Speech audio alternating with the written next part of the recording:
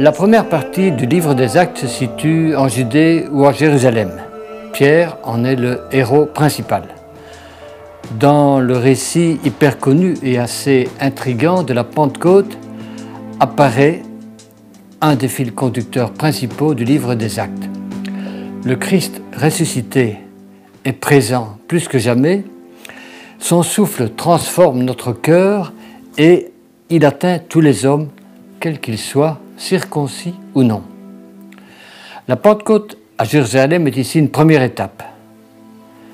Le souffle de Jésus atteint des Juifs provenant des quatre coins de la planète, des Juifs venus en pèlerinage à Jérusalem pour apporter leur offrande pendant la fête de la moisson.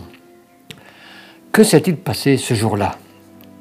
Les disciples sont sortis de leur maison et se sont mis à proférer une parole de feu, des paroles étranges et incompréhensibles.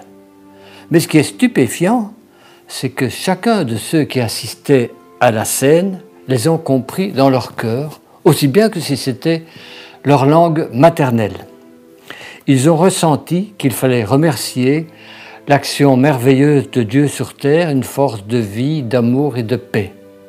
Et chacun a vécu ce même moment extraordinaire dans la partie la plus intime de son être, une unité profonde respectant la spécificité de chacun, une union sans confusion.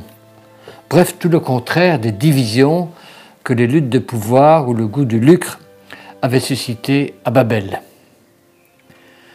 Dans notre société digitale, il est plus urgent que jamais de sortir des espèces de tribus repliées sur elles-mêmes qu'entretiennent souvent les réseaux sociaux, de pouvoir dépasser les polarités ou les clivages qui nous divisent.